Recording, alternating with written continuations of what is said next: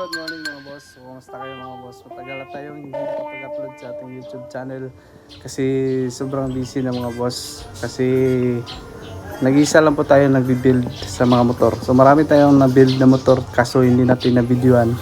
Kasi mga boss, may Shopee at saka TikTok na tayo. So lagay ko na lang yung link sa description.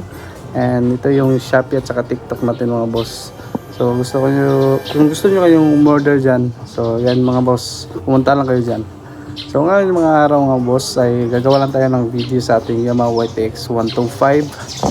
Yan yung binid natin na scrambler. So share ko lang kung ano na yung itsura at saka ano na yung mga dinagdag natin sa ating motor mga boss.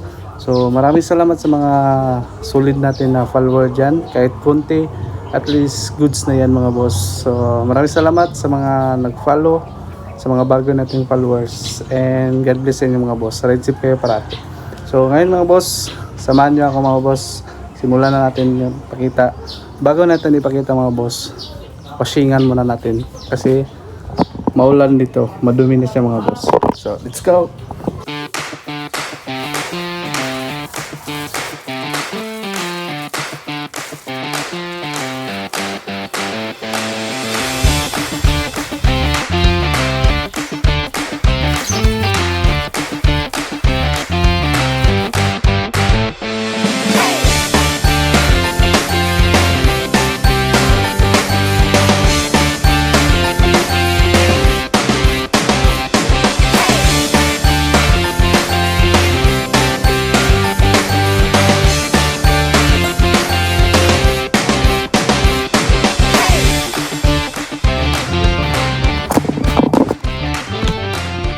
Ayun mga boss, tapos na tayong mag-washing.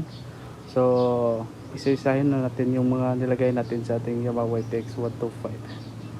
So dito muna tayo sa upuan mga boss. Itong seat natin mga boss is 23 inch. So pinatulan natin at saka kinabitan natin ng Yoben.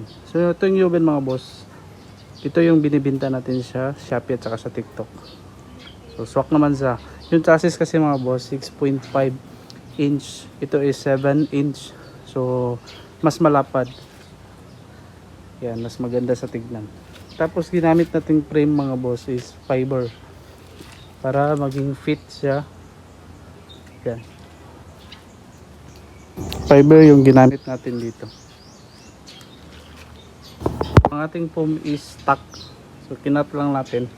Yan, kinunya natin para siyang Ducati yung style. Next naman natin mga boss, unahin natin sa likod mga boss. Next naman is itong TMX 125 na Carrier. Yan, ginawa natin, binaluktod natin dyan para magkatugma sa shock. Tapos binutasan natin dito, ginawa natin ang bracket para magkadugtong dyan. Yan. Tsaka ito naman mga boss sa side natin, ito yung Yoben natin. Yan, pwede siya lagyan ng ammo box. Ay, may butas na po siya, ready sa bracket po. Yan, dyan natin kinabit yung bracket at saka may support sa dito. Tsaka dito rin yung sa shock nya, ganyan yung mukha nya. Yan, pwede din ito mga boss, inabangan ko ng butas kasi lagyan ko na to ng round bar na pwede tanggalin. So may bolt siya kasi maglalagay tayo ng mga tent at saka mga lamisa o pang outdoor na pang camping gear. Diyan, pwede siya ma-remove kasi naka-bolt lang dyan, pa square yon dyan para support. Pwede siya tanggalin, pwede siya ilagay. Yan, nakaabang diyan butas. Shock natin mga boss, stock pa rin. Sa dulo lang natin nilagay. Yan, saka dito sa dulo. Saka itong fender natin is fiber. Yan, hindi siya kinakalawang. Available din ito sa ating Shopee at saka TikTok. Ito mga boss, yan lang. Masisira sa yung pint lang. Pwede rin siya liha. lihain lang at saka pinturahan, okay na. Di siya kinakalawang. Yan, matibay yan mga boss kasi nilagyan pa natin ng bracket para sa plate number. Yan, nakadugtong. Tsaka itong brake light natin is pang CR152 Kiwi. Yan yung nilagay natin. Yan, hindi na yun siya mapisik, maputik kasi may plate number sa sasalo. Ito din sa kabila, same din sa kabila mga boss. Matibay yan mga boss. Dito naman tayo sa rear footrest. Stock dito mga boss, pinutol lang. Nilagyan natin ng metal na ganito. Tsaka dyan sa stock niya, tsaka dito. Wineld siya, tapos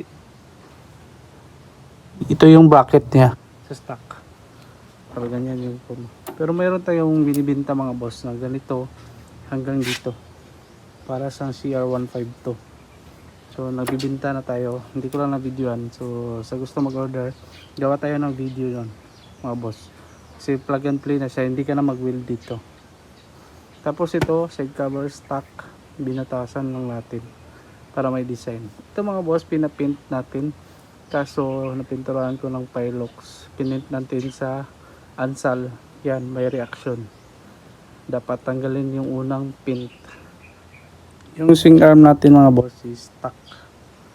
Stock lang siya. Yan. Para siyang naka-extend.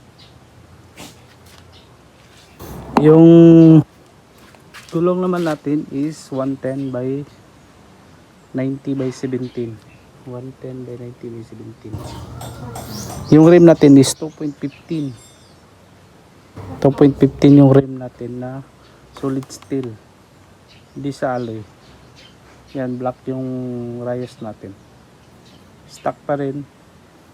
Tsaka dito sa pipe natin is bullet pipe. Dinugtong natin sa stock.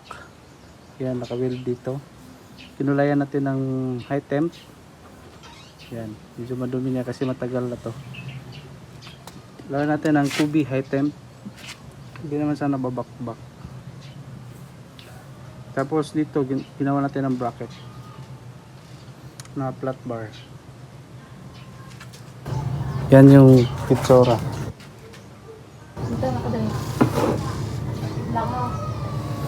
Tapos dito sa tank ay Ansal din tong pint, kaso hindi natanggal yung unang Pilox, kaya nagkaganito, nag-react siya.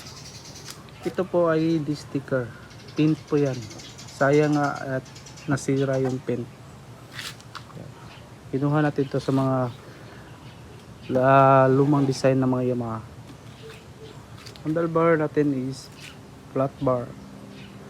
Flat bar ba tawag yan? Yan. Tapos speedometer stock, susian stock. Yan, ang grip bago na. Tapos dito PMX side mirror yung ginamit natin. Tapos dito meron tayong LED na dyan natin pinabit. So may bracket tayo. Yan, may bracket. Pwede tayo gawa nito mga boss. Binta tayo dito. Tapos yung headlight, ito yung mga nasa online lang. Saka itong grill. Ito ay visor. Mahaba to yung stock. Kinat ko lang. Tapos nilagyan ko na ng parang ano tawag nito? Carbon na sticker. Para maging ganyan siya. Ito fiber. Fiber. Maganda ng fiber natin is solid. Hindi madaling masisira. Tapos hindi kinakalawang. Tapos magaan po. Yung bracket natin is DIY na. Tapos naglagay tayo ng rubber boots. Stock pa rin yung hub. Itong rim is 1.85 yung sukat. At saka yung gulong is 3.25. 3.25 by 17. Pwede pa ito palakihan. Dito naman ay ginawa natin ng crash guard. Ginawa natin ng Pullman ito is same sa Yamaha XSR 155. Yan. Yan, naka-bracket yan. Yan, naka-bracket. Tapos may bracket sa dalawa. So, hindi siya gumagalaw. Tapos, pwede siya lagyan ng LED dito. Or pag-lock. Depende na sa inyo mga boss. Yan, naka-curve dyan. Patungo dito. Dito naman sa footrest natin, nag-weld tayo ng bracket. Yan, nag-weld tayo ng bracket. Para pwede siya tanggalin. Tapos dyan, nakadugtong. Kaya hindi siya gumagalaw. Yan, nakadugtong. Naka-bolt pin dyan. Yan. Ito ay slider. So, nagbibinta din tayo dito sa Shopee slider. Dalawa yung klase ng slider natin. Dito sa dalawang bracket. Dito. Sa baba lumabas. At saka dito. Kadugtong siya. Straight lang siya. So, mas matibay din to. Saka dito, nagawa na tayo ng bracket para sa ating cord. Yan, stock pa din. Tapos ito yung skid plate natin mga boss na binibenta natin sa Shopee at saka sa TikTok. Yan, solid yan, matibay, makapal. 1.5 at saka 1.3 yung available natin. Yan yung ginawa ko kasi minimalist lang siya. Tignan. Yan. Pwede din tayo gawa ng version 2 nito mga boss. May katulad dun sa kabila. Ganyan. Yan, may bracket din mga boss. So may ginawa din ako dito boss na wala ng bracket dito. Dito na lang. Ito ay may bracket kasi ginawan ko to dati ng ibang bracket. Yan, nakadugtong yan. Ha-curve. Tignan natin sa harapan mga boss. Ganun yung mukha niya mga boss. Yan. Ito naman sa gilid. Yan, naka-bracket din dyan. Hindi naman sa yan, malayo lang mga boss. Yan, naka-protect yung engine mo.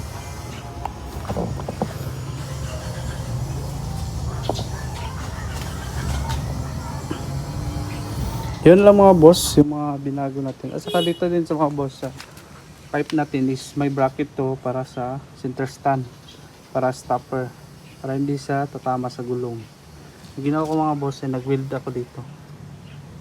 Yan, nag-weld ako dyan mga boss. Minadali ko lang, hindi ko naayos.